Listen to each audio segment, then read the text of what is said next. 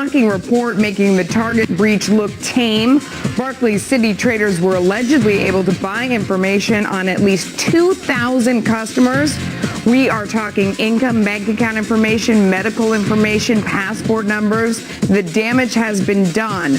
But can you stop your life from being sold? Because even when they say it's not, it's always about money.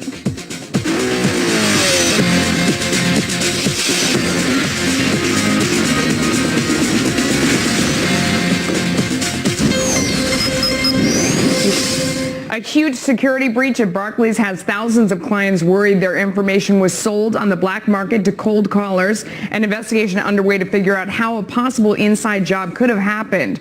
Reports saying this information could have been sold for an enormous amount of, oh wait, $82. That's right. The big question is, if it happened at Barclays, where else did it occur? Joining me now, two men who know all about the cyber fraud industry, identity theft expert Robert Siciliano and former deputy director of the NSA, Colonel Cedric Layton. Thanks to both of you for joining us. Robert, let me start with you, because what I think is really disturbing about this scandal in particular, if it's all true and is as reported, is that it's a new wrinkle. I mean, it's not identity theft. It's really selling your information so that predators can come in and boiler room style try and take advantage of you.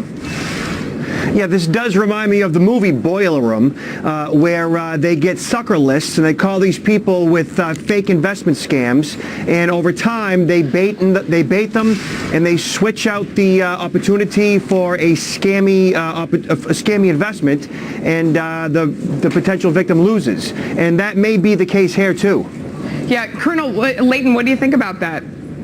Well, I agree with Robert. There are a lot of issues, Melissa, where you can really take somebody's identity in a case like this and do all kinds of things. For example, what you can do is you can find out exactly how much they've got in their bank account. You can find out what their medical history is. You can assume their identity. And in many cases, if they're targeting affluent individuals, they could even go after them for things such as kidnapping and physical crimes like that. So it's a very serious issue.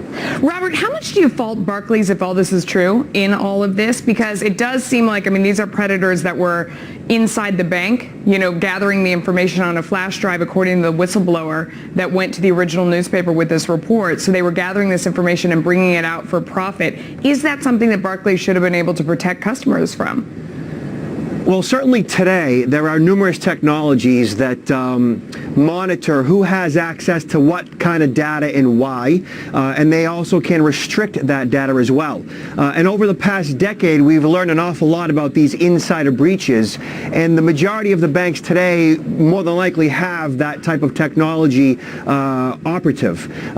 Maybe back then they didn't, but they could have. Yeah. Colonel Layton, do you think that this has gone on in other places that we don't know about? Oh, absolutely, Melissa, and I think we're just hearing the tip of the iceberg at this particular point, and it's very unfortunate, but especially when you look at transactions, financial transactions that happened in the past before a lot of protections were put in place, I think you'll see that there will be a lot more breaches that will be announced, and I think also in the future you can see quite a few more that will be coming up just because people will find ways to get into the bank's firewalls. You'll find ways to get into people's accounts, and that's exactly what we have to safeguard ourselves against. So, Robert, how do you protect yourself against something like this?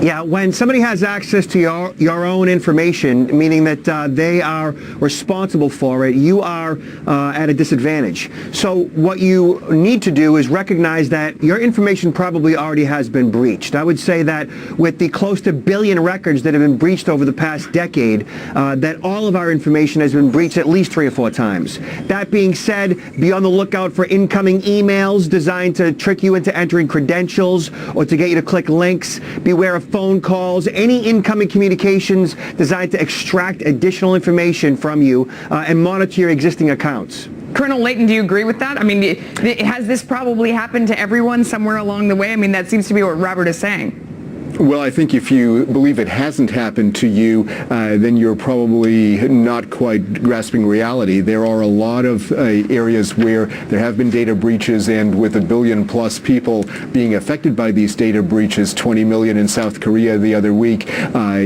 several million in Germany, and the Barclays case now, and of course the Target case in the United States, there are so many ways in which data can be breached, and the protections are simply inadequate. And so I agree with what Robert said, and I also think that what we need to do is we need to make sure that there are data protection laws in place, not only in the United States, but really all over the world, so that you can really make sure that your data is as secure as it possibly can be.